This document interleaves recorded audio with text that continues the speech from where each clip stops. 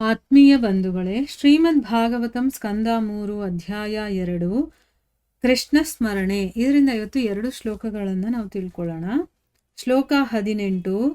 ಕೋ ವಾ ಅಮುಷ್ಯಾಂಘ್ರಿ ಸರೋಜರೇಣುಂ ವಿಸ್ಮರ್ತುಮೀಶೀತ ಪುಮಾನ್ ವಿಜಿಘ್ರನ್ ಯೋ ವಿಸ್ಫುರದ್ಭ್ರೂವಿಟಪೇನ ಭೂಮೇರ್ಭಾರಂ ಕೃತಾಂತೇನ ತಿರಶ್ಚಕಾರ.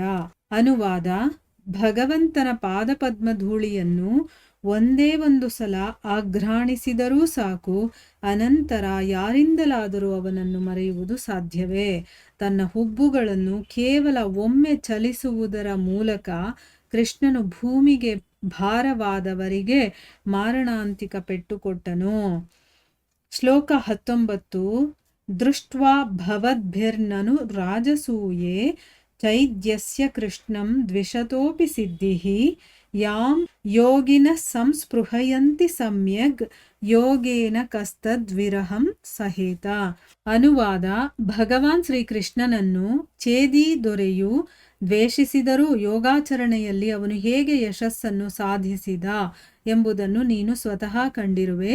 ನಿಜವಾದ ಯೋಗಿಗಳು ತಮ್ಮ ನಾನಾ ಯೋಗಾಭ್ಯಾಸಗಳ ಮೂಲಕ ಬಹಳ ಆಸಕ್ತಿಯಿಂದ ಇಂತಹ ಯಶಸ್ಸಿಗಾಗಿ ಹಂಬಲಿಸುತ್ತಾರೆ.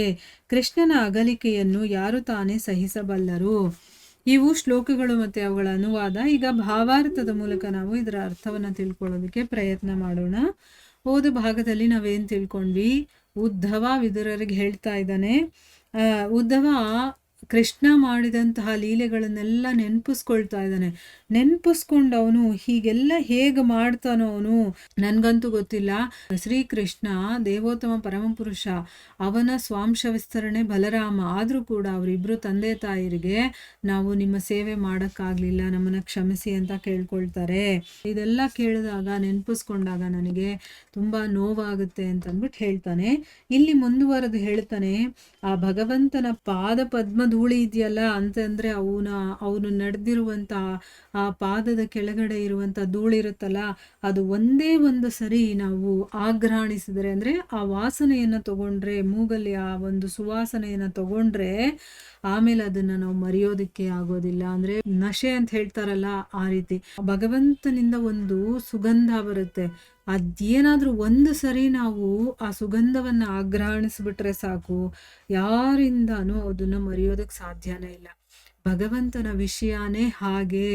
ಅವನ ಪಾದಧೂಳಿಯನ್ನು ಆಘ್ರಾಣಿಸೋದಲ್ಲ. ಅದಕ್ಕೆ ನೋಡಿ, ಅವನ ಪಾದದ ಹತ್ರ ಇರುವಂತಹ ಹೂವು ಆಗಿರ್ಬೋದು, ತುಳಸಿ ಆಗಿರ್ಬೋದು ಕೊಡ್ತಾರಲ್ಲ, ಅದನ್ನು ತಲೆಯಲ್ಲಿ ಮುಡಿಯೋದಲ್ಲ, ಅದನ್ನು ವಾಸನೆ ನೋಡಬೇಕು. ಆ ಭಗವಂತನಿಂದ ಬರುವಂತಹ ಸುವಾಸನೆ ನಮಗೆ ಸಿಗುತ್ತೆ, ಆಯಿತಾ? ಅದಕ್ಕೆ ಭಗವಂತನಿಗೆ ಸೇವೆ ಮಾಡಿರುವಂತಹ ಹೂವು, ತುಳಸಿ ಏನೇ ಆಗಿರಬಹುದು, ಅದನ್ನು ನಾವು ಆಘ್ರಾಣಿಸಬೇಕು, ಆ ಸುವಾಸನೆಯನ್ನು ನಾವು ತಗೊಳ್ಬೇಕು.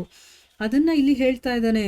ಒಂದು ಸರಿ ಏನಾದರೂ ಅದನ್ನು ತಗೊಂಡ್ವಿ ಅಂತಂದರೆ ಹುಚ್ಚರು ನಾವು, ಅದು ಬೇಕು ಬೇಕು ಅಂತ ನಮ್ಗೆ ಅನಿಸುತ್ತೆ, ಅದನ್ನು ನಾವು ಮರೆಯೋದಕ್ಕೆ ಸಾಧ್ಯ ಇಲ್ಲ. ಮತ್ತು ತನ್ನ ಹುಬ್ಬುಗಳನ್ನು ಬರೀ ಚಲಿಸೋದ್ರ ಮೂಲಕನೇ ಅವನು ಈ ಭೂಮಿಗೆ ಭಾರವಾಗಿರೋರು ಎಲ್ಲರನ್ನೂ ಕೂಡ ನಾಶ ಮಾಡಬಹುದು, ಅಷ್ಟು ಶಕ್ತಿಶಾಲಿ ಅವನು.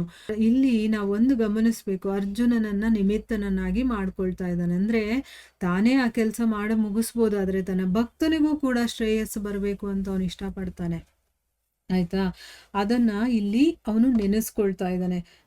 ಭಾವಾರ್ಥದಲ್ಲಿ ಗುರುಗಳೇನು ಹೇಳಿದ್ದಾರೆ ಅಂತ ತಿಳ್ಕೊಳ್ಳೋಣ.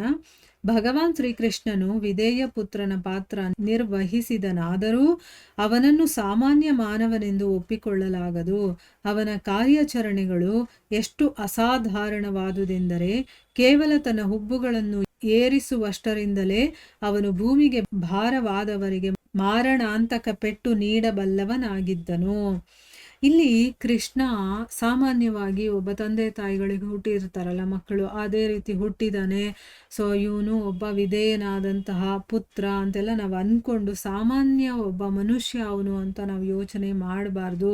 ಯಾಕಂದರೆ ಅವನು ಮಾಡಿರುವಂತಹ ಕಾರ್ಯಗಳು ಎಷ್ಟು ಅಸಾಧಾರಣವಾಗಿದೆ ಅಂದರೆ, ಸಾಧಾರಣವಾದಂಥ ಕೆಲಸಗಳನ್ನು ಮಾಡಿಲ್ಲ. ಸಾಮಾನ್ಯ ಒಬ್ಬ ಮನುಷ್ಯ ಮಾಡೋದಕ್ಕೆ ಸಾಧ್ಯನೇ ಇಲ್ಲದೆ ಇರುವಷ್ಟು ಕೆಲಸಗಳನ್ನು ಅವನು ಮಾಡಿದ್ದಾನೆ. ಬರೀ ತನ್ನ ಕೊಬ್ಬನ್ನ ಏರಿಸೋದ್ರಿಂದಾನೇ ಅವನು ಮರಣವನ್ನ ಕೊಡ್ಬೋದು. ಅಂದ್ರೆ ಯಾರು ಭೂಮಿಗೆ ಭಾರ ಆಗಿರ್ತಾರೋ, ಅಂದ್ರೆ ಏನು, ಕೆಟ್ಟ ಕೆಲಸ ಮಾಡೋರು, ಬೇರೆಯವ್ರಿಗೆ ಹಿಂಸೆ ಕೊಡೋದು, ತೊಂದರೆ ಕೊಡೋದು, ಇದೆಲ್ಲ ಮಾಡ್ತಿರ್ತಾರಲ್ಲ, ಅಂಥವರಿಗೆ ಅವನು ಪೆಟ್ಟನ್ನ ಕೊಡಬಲ್ಲವನಾಗಿದ್ದ ಅಂತಂದ್ಬಿಟ್ಟು ಇಲ್ಲಿ ಹೇಳ್ತಾ ಇದ್ದಾರೆ. ಇನ್ನ ಮುಂದಿನ ಶ್ಲೋಕದ ಅರ್ಥ ಏನು ಅಂತ ತಿಳ್ಕೊಳ್ಳೋಣ. ಭಗವಂತ ಶ್ರೀ ಕೃಷ್ಣನನ್ನ ಛೇದಿ ದೊರೆ ಅಂದ್ರೆ ಶಿಶುಪಾಲ ಎಷ್ಟು ದ್ವೇಷ ಮಾಡ್ತಾನವನು ಅಲ್ವಾ, ಅವನನ್ನ ತೆಗಳ್ತಾನೇ ಇರ್ತಾನೆ. ಆದ್ರೂ ಕೂಡ ಅವನಿಗೆ ಯಶಸ್ಸು ಸಿಗುತ್ತೆ. ಅಂದ್ರೆ ಯೋಗಾಚರಣೆಯನ್ನ ಮಾಡಿ ಮುನಿಗಳು, ಯೋಗಿಗಳು ಏನೇನೋ ಕಷ್ಟಪಟ್ಟು ಅಂತ ಒಂದು ಯಶಸ್ಸಿಗೋಸ್ಕರ ಹಂಬಲಿಸ್ತಾರೆ. ಅವರು ಬ್ರಹ್ಮಜ್ಯೋತಿಯಲ್ಲಿ ನಾವು ಒಂದಾಗಬೇಕು ಅಂತ ಇಷ್ಟಪಡ್ತಾರಲ್ಲ, ಅಂಥ ಒಂದು ಪದವಿಯನ್ನ ಶಿಶುಪಾಲನಿಗೆ ಕೊಡ್ತಾನೆ ಅನ್ನೋದನ್ನ ನೀನು ಸ್ವಯಂ ನೋಡಿದ್ಯಾ ಅಲ್ವಾ ಅಂತಂದ್ಬಿಟ್ಟು ಇಲ್ಲಿ ಹೇಳ್ತಾ ಇದ್ದಾರೆ. ಅಂತಂದ್ರೆ ಕೃಷ್ಣನ ಅಗಲಿಕೆಯನ್ನ ಯಾರು ತಾನೇ ಸಹಿಸ್ತಾರೆ ಅಂತಂದ್ಬಿಟ್ಟು ಇಲ್ಲಿ ಹೇಳ್ತಾ ಇದ್ದಾನೆ. ಅಂದ್ರೆ ಆ ಘಟನೆ ನಡೆದಂತ ಸಮಯದಲ್ಲಿ ನೀನು ಕೂಡ ಅಲ್ಲೇ ಇದ್ದೆ ಅಂತಂದ್ಬಿಟ್ಟು ಇಲ್ಲಿ ವಿದುರನಿಗೆ ಹೇಳ್ತಾ ಇರೋದು. ಈಗ ಭಾವಾರ್ಥದಲ್ಲಿ ಗುರುಗಳೇನು ಹೇಳಿದ್ದಾರೆ ಅಂತ ನೋಡೋಣ. ಯುಧಿಷ್ಠಿರನ ಮಹಾರಾಜನ ಮಹಾಸಭೆಯಲ್ಲಿ ಭಗವಾನ್ ಶ್ರೀಕೃಷ್ಣನ ನಿರ್ವ್ಯಾಜ ಕರುಣೆಯು ಪ್ರಕಟಗೊಂಡಿತು. ಸದಾಕಾಲವು ಭಗವಂತನ ಮಾತ್ಸರ್ಯಪೂರ್ಣ ವೈರಿಯಾಗಿರಲು ಪ್ರಯತ್ನಿಸಿದ ತನ್ನ ಹಗೆಯಾದ ಛೇದಿ ದೊರೆಯ ಬಗ್ಗೆಯೂ ಕೃಷ್ಣನು ದಯಾಪೂರ್ಣನಾಗಿದ್ದನು.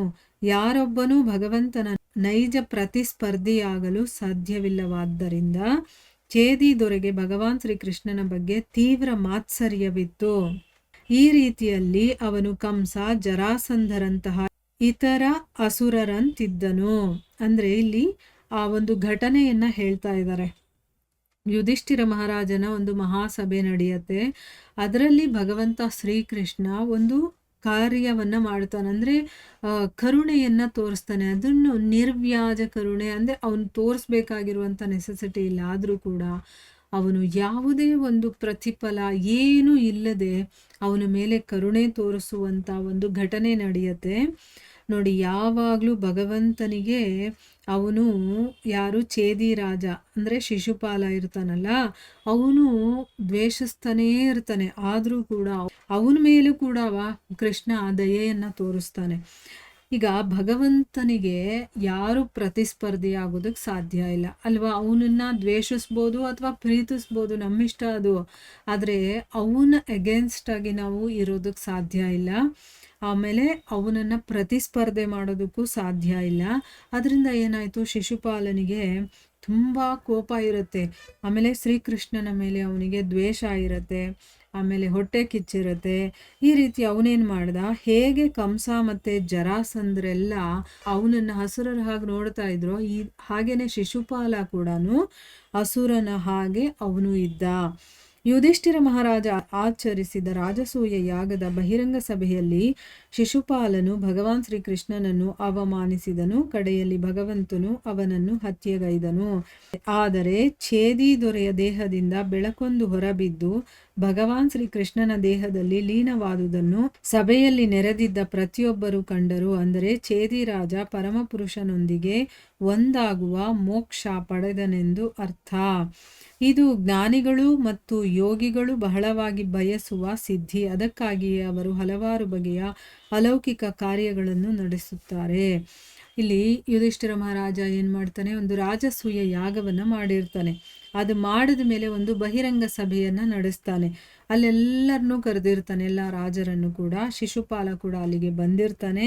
ಅವನೇನ್ ಮಾಡ್ತಾನೆ, ಸುಮ್ಮನೆ ಇಲ್ಲದೆ ಭಗವಂತ ಶ್ರೀಕೃಷ್ಣನನ್ನ ತುಂಬಾ ಅವಮಾನಿಸಿ ಅವನು ಮಾತಾಡ್ತಾನೆ. ಎಲ್ಲರೂ ನಗಾಡಬೇಕು ಆ ರೀತಿ ಅವನನ್ನ ಅವಮಾನಿಸ್ತಾನೆ. ಕಡೆಯಲ್ಲಿ ಭಗವಂತ ಅವನನ್ನ ಕೊಲ್ತಾನೆ. ಆದ್ರೆ ಅವನು ಕೊಂದಾಗ ಸತ್ತೋಗ್ತಾನಲ್ವಾ ಛೇದಿ ರಾಜ. ಆದ್ರೆ ಅವನ ಶರೀರದಿಂದ ಒಂದು ಬೆಳಕು ಅದೇನಾಗುತ್ತೆ, ಬಂದು ಶ್ರೀಕೃಷ್ಣನ ದೇಹದಲ್ಲಿ ಲೀನವಾಗುತ್ತೆ. ಅದನ್ನ ಅಲ್ಲಿ ಇದ್ದಂತ ಎಲ್ಲರೂ ಕೂಡ ನೋಡ್ತಾರೆ, ಆಯ್ತಾ. ಈಗ ಅವನು ದ್ವೇಷಿಸ್ತಾ ಇದ್ದ ಭಗವಂತನನ್ನ, ಅವನನ್ನ ಮಾತ್ಸರ್ಯದಿಂದ ನೋಡ್ತಾ ಇದ್ದ. ಆದ್ರೂ ಕೂಡ ಅವನು ಸತ್ತಾಗ ಅವನಿಗೆ ಯಾವುದೋ ನರಕನೋ ಇನ್ನೊಂದು ಸಿಗ್ಲಿಲ್ಲ. ಭಗವಂತನ ದೇಹದಲ್ಲಿ ತಾನು ಕೂಡ ಒಂದಾಗುವಂತ ಒಂದು ಅವಕಾಶ ಸಿಕ್ತು ಅವನಿಗೆ. ಅಂದ್ರೆ ಅರ್ಥ ಏನು, ಭಗವಂತನ ಜೊತೆ ಒಂದಾಗುವಂತ ಮೋಕ್ಷವನ್ನ ಅವನು ಪಡಿತಾನೆ ಅಂತ ಅರ್ಥ. ಅಂದರೆ ಯಾರು ಜ್ಞಾನಿಗಳಾಗಿರ್ತಾರೋ, ಯೋಗಿಗಳಾಗಿರ್ತಾರೋ ಇವರೆಲ್ಲ ಇಷ್ಟಪಡೋದು ಅದನ್ನೇ. ನಾವು ಭಗವಂತನಲ್ಲಿ ಒಂದಾಗಬೇಕು, ಅವನ ಶರೀರದಲ್ಲಿ ನಾವು ಇರಬೇಕು ಅಂತಂದ್ಬಿಟ್ಟು ಆ ಒಂದು ಸಿದ್ಧಿಗೋಸ್ಕರ ಅವರು ಎಷ್ಟೆಲ್ಲ ತಪಸ್ಸು ಮತ್ತು ಬೇಕಾದಷ್ಟು ಅಲೌಕಿಕ ಕಾರ್ಯಗಳನ್ನೆಲ್ಲ ಮಾಡ್ತಾರೆ. ತಪಸ್ ಮಾಡ್ತಾರೆ, ಸಾಧನೆಗಳನ್ನೆಲ್ಲ ಮಾಡ್ತಾರೆ, ಯೋಗವನ್ನು ಮಾಡ್ತಾರೆ, ಆಮೇಲೆ ಜ್ಞಾನವನ್ನು ತಿಳ್ಕೊಳ್ತಾರೆ. ಹೀಗೆ ಬೇಕಾದಷ್ಟು ಸಾಧನೆಗಳು ಮಾಡಿದ ಮೇಲೆ ಅವರಿಗೆ ಆ ಒಂದು ಮೋಕ್ಷವನ್ನು ಅವರು ಪಡೀತಾರೆ. ಆದರೆ ಇಲ್ಲಿ ಶಿಶುಪಾಲ ಭಗವಂತನನ್ನು ಸದಾ ಸ್ಮರಿಸ್ತಾ ಇದ್ದ. ಆದರೆ ಅವನು ದ್ವೇಷ ಭಾವನೆಯಿಂದ ಸ್ಮರಿಸಿದ್ರು ಕೂಡ ಅವನು ಸದಾ ಭಗವಂತನನ್ನು ಸ್ಮರಿಸ್ತಾ ಇದ್ದ. ಅವನು ಹೇಗೆ ನಾನು ಕೊಲ್ಲೋದು ಅಂತ. ಆದರೆ ಭಗವಂತ ನೋಡಿ, ಅವನು ದ್ವೇಷ ಮಾಡಿದ್ರು ಕೂಡ ಅವನ ಮೇಲೆ ಕರುಣೆಯನ್ನು ತೋರಿಸ್ತಾನೆ, ಕೃಪೆ ಮಾಡ್ತಾನೆ, ಅವನನ್ನು ತನ್ನ ಶರೀರದ ಒಳಗಡೆ ಒಂದಾಗಿ ಮಾಡ್ಕೊಳ್ತಾನೆ. ಊಹಾತ್ಮಕ ಚಿಂತನೆಯ ಅಥವಾ ಯೋಗ ಸಿದ್ಧಿಯ ನಿಗೂಢ ಶಕ್ತಿಗಳ ಬಲದಿಂದ ಪರಮಸತ್ಯವನ್ನು ಅರ್ಥ ಮಾಡಿಕೊಳ್ಳಲು ಪ್ರಯತ್ನಿಸುವವರು ಸ್ವಯಂ ಭಗವಂತನಿಂದ ಹತರಾದವರ ಗುರಿಯನ್ನೇ ಸಾಧಿಸುತ್ತಾರೆ. ಇಬ್ಬರೂ ಭಗವಂತನ ದಿವ್ಯ ಶರೀರದ ಬ್ರಹ್ಮಜ್ಯೋತಿಯ ಕಿರಣಗಳಲ್ಲಿ ಲೀನವಾಗುವುದರೊಂದಿಗೆ ಮೋಕ್ಷ ಗಳಿಸುತ್ತಾರೆ.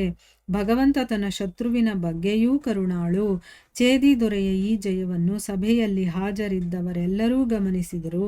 ಅಲ್ಲಿ ವಿದುರನೂ ಇದ್ದನು ಎಂದೇ ಉದ್ಧವನು ಈ ಪ್ರಕರಣವನ್ನು ನೆನಪು ಮಾಡಿಕೊಂಡನು.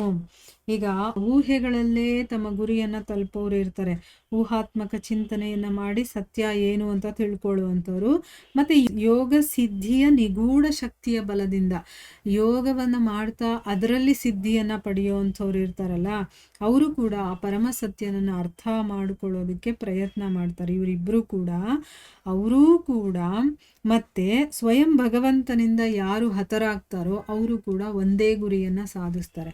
ಇವರು ಭಗವಂತನನ್ನು ದ್ವೇಷಿಸ್ತಾ ಅವನ ಕೈಯಲ್ಲಿ ಹತರಾಗ್ತಾರಲ್ಲ, ಅವ್ರು ಎಲ್ಲಿಗೆ ಹೋಗ್ತಾರೋ, ಊಹಾತ್ಮಕ ಚಿಂತನೆಯನ್ನು ಮತ್ತು ಯೋಗ ಸಿದ್ಧಿಯನ್ನು ಯಾರು ಸಾಧನೆ ಮಾಡ್ತಾರೋ ಅವರು ಕೂಡ ಅಲ್ಲಿಗೆ ಹೋಗ್ತಾರೆ. ಇಬ್ಬರು ಕೂಡ ಏನು ಮಾಡ್ತಾರೆ, ಭಗವಂತನ ದಿವ್ಯ ಶರೀರದ ಬ್ರಹ್ಮಜ್ಯೋತಿಯ ಕಿರಣಗಳಲ್ಲಿ ಲೀನವಾಗ್ತಾರೆ. ಆ ರೀತಿಯ ಒಂದು ಮೋಕ್ಷ ಇದೆ, ಅದನ್ನು ಅವರು ಪಡ್ಕೊಳ್ತಾರೆ. ಭಗವಂತ ತನ್ನನ್ನು ಪ್ರೀತಿಸೋರ್ಗಷ್ಟೇ ಅಲ್ಲ, ಶತ್ರುಗಳಿಗೂ ಕೂಡ ಅವನು ಕರುಣೆಯನ್ನು ತೋರಿಸುವಂಥವನು. ಇಲ್ಲಿ ಚೇದಿ ದೊರೆಯ ಈ ಜಯ ಇದೆಯಲ್ಲ ಅಂತಂದರೆ, ಅವನು ಹೇಗೆ ಭಗವಂತನ ಶರೀರದೊಳಗೆ ಹೋಗ್ತಾನೋ ಆ ಒಂದು ಘಟನೆಯನ್ನು ಅಲ್ಲಿರುವಂಥ ಆ ಸಭೆಯಲ್ಲಿ ಯಾರ್ಯಾರಿದ್ರು ಅವರೆಲ್ಲರೂ ಕೂಡ ನೋಡ್ತಾರೆ, ಗಮನಿಸ್ತಾರೆ. ಅಲ್ಲಿ ವಿದುರ ಕೂಡ ಇದ್ದ. ಅದಕ್ಕೋಸ್ಕರನೇ ಇಲ್ಲಿ ಉದ್ಧವ ಏನು ಮಾಡ್ತಾ ಇದ್ದಾನೆ, ಆ ಒಂದು ಘಟನೆಯನ್ನು ತಗೊಂಡು ಅಲ್ಲಿ ಹೇಳ್ತಾ ಇದ್ದಾನೆ. ಯಾಕಂದರೆ ನೀನು ಇದ್ದೆ ಅಲ್ಲಪ್ಪ ಅಲ್ಲಿ, ನೀನು ಆ ಘಟನೆಯನ್ನು ನೋಡಿದ್ಯಾ, ಭಗವಂತ ಹೇಗೆ ಕರುಣೆಯನ್ನು ತೋರಿಸ್ತಾನೆ ತನ್ನ ಶತ್ರುಗಳಿಗೂ ಕೂಡ ಅಂತ ಅಂದ್ಬಿಟ್ಟು ಇಲ್ಲಿ ಅದನ್ನು ಹೇಳ್ತಾ ಇದ್ದಾನೆ. ಇಲ್ಲಿಗೆ ನಾವು ನಿಲ್ಲಿಸೋಣ. ಹರೇ ಕೃಷ್ಣ.